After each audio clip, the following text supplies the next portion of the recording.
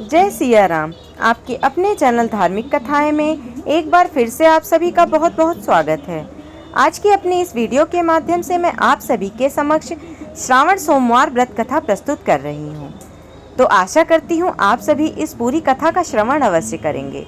तो वीडियो में बने रहें, वीडियो को पूरा देखें और यदि यह वीडियो आपको पसंद आए तो कृपया लाइक करें और यदि आप मेरे चैनल पर नए हैं तो चैनल को सब्सक्राइब करना ना भूलें। साथ ही बेल आइकन को भी प्रेस कर दें ताकि मेरी वीडियोस के नोटिफिकेशन आप सभी को मिलते रहें और कमेंट बॉक्स में भगवान शिव का नाम भी अवश्य लें। श्रावण सोमवार की व्रत कथा के अनुसार अमरपुर नगर में एक धनी व्यापारी रहता था। दूर दूर तक उसका व्यापार फैला हुआ था। नगर में उस व्यापारी का सभी लोग मान सम्मान करते थे। इतना सब कुछ होने पर भी वह व्यापारी अंतर्मन से बहुत दुखी था, क्योंकि उस व्यापारी का कोई पुत्र नहीं था। दिन रात उसे एक ही चिंता सताती रहती थी कि उसकी मृत्यु के बाद उसके इतने बड़े व्यापार और धन संपत्ति को कौन संभालेगा। पुत्र पाने की इच्छा से वह व्यापारी प्रति सोमवार भगवान शिव की व्रत पूजा किया करता था। सायंकाल को व्यापारी शिव मंदिर में जाकर भगवान शिव के सामने घी का दीपक जलाया करता था। उस व्यापारी की भक्ति को देखकर एक दिन माता पार्वती ने भगवान शिव से कहा, हे प्राणनाथ, यह व्यापारी आपका सच्चा भक्त है।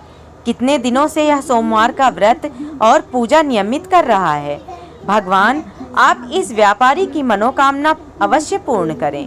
भगवान शिव ने मुस्कुराते हुए कहा, हे पार्वती, इस संसार में सबको उसके कर्म के अनुसार फल की प्राप्ति होती है। प्राणी जैसा कर्म करते हैं उन्हें वैसा ही फल प्राप्त होता है। इसके बावजूद पार्वती जी नहीं मानी। उन्होंने आग्रह करते हुए कहा, नहीं प्राणनाथ, आपको इस व्यापारी की इच्छा पूरी करनी ही पड़ेगी। यह आपका अनन्य भक्त है।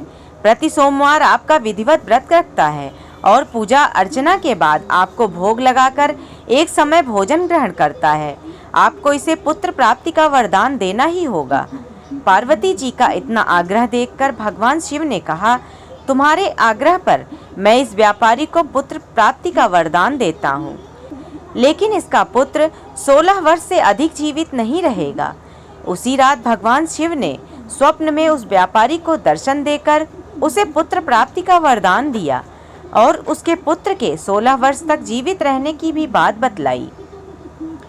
भगवान के वरदान से व्यापारी को खुशी तो हुई, लेकिन पुत्र की अल्पायु की चिंता ने उस खुशी को नष्ट कर दिया। व्यापारी पहले की तरह सोमवार का विधिवत व्रत करता रहा। कुछ महीने पश्चात उसके घर अति सुंदर पुत्र उत्पन्न हुआ। पुत्र जन्म से व्यापारी के घर में खुशियां भर गईं। बहुत धूमधाम से पुत्र जन्म का समारोह मनाया गया। व्यापारी को पुत्र जन्म की अधिक खुशी नहीं हुई, क्योंकि उसे पुत्र की अल्पायु के रहस्य का पता था। यह रहस्य घर में किसी को नहीं मालूम था। विद्वान ब्राह्मणों ने उस पुत्र का नाम अमर रखा। जब अमर 12 वर्ष का हुआ तो शिक्षा के लिए उसे वाराणसी भेजने का निश्चय हुआ। व्यापारी ने अमर के मामा दीपचंद को बुलाया और कहा कि अमर को शिक्षा प्राप्त करने के लिए वाराणसी छोड़ाओ। अमर अपने मामा के साथ शिक्षा प्राप्त करने के लिए चल दिया। रास्ते में जहाँ भी अमर और दीपचंद रात्रि विश्राम के लिए ठहरते, वहीं यज्ञ करते और ब्राह्मणों को भोजन कराते थे। लंबी यात्रा के बाद अमर और दीपचंद एक नगर में पहुँचे। उस नगर के राजा की कन्या के विवाह की खुशी में पूरे नगर को सजाया गया था। निश्चित समय पर बारात आ गई, लेकिन वर का पिता अपने बेटे के एक आंख से काले होने के कारण बहुत चिंतित था। उसे इस बात का भय सता रहा था कि राजा को इस बात का पता चलने पर कहीं वह विवाह से इनकार न कर दें, इससे उनकी बदनामी होगी। वर के पिता ने अमर को देखा तो उसके मस्तिष्क में एक विचार आया। उसने सोचा, क्यों ना इस लड़के को दूल्हा बनाकर राजकुमारी से विवाह करा दूं। विवाह के बाद इसको धन देकर विदा कर दूंगा और राजकुमारी को अपने नगर में ले जाऊंगा। वर के पिता ने इसी संबंध में अमर और दीपचंद से बात की।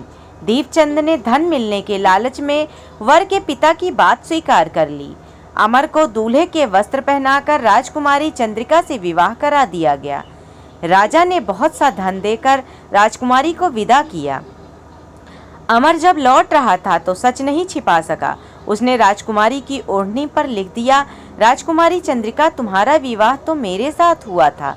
मैं तो वाराणसी में शिक्षा प्राप्त करने जा रहा हूँ। अब तुम्हें जिस नवयुवक की पत्नी बनना पड़ेगा वह कान्हा है।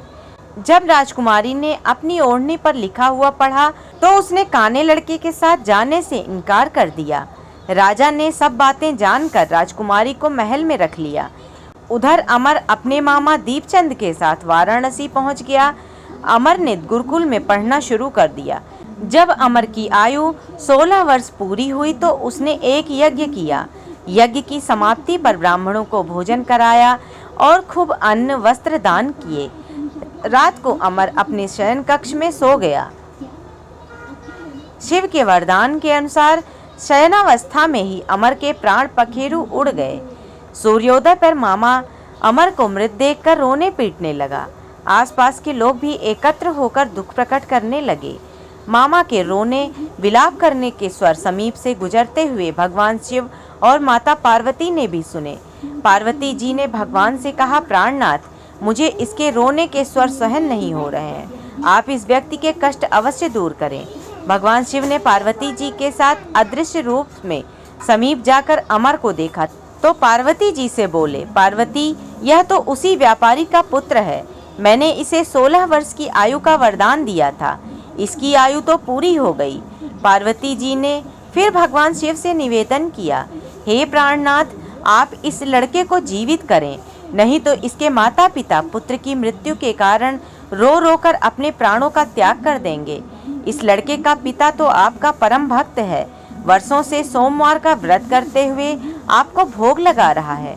पार्वती जी के ऐसा आग्रह करने पर भगवान शिव ने उस लड़के को जीवित होने का वरदान दिया और कुछ ही पल में वह जीवित होकर उठ खड़ा हुआ।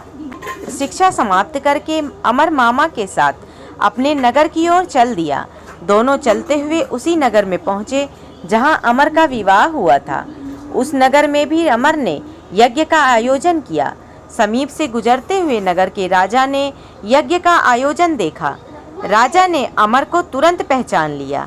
यज्ञ समाप्त होने पर राजा अमर और उसके मामा को महल में ले गया और कुछ दिन उन्हें महल में रखकर बहुत सा धन वस्त्र देकर राजकुमारी के साथ विदा किया।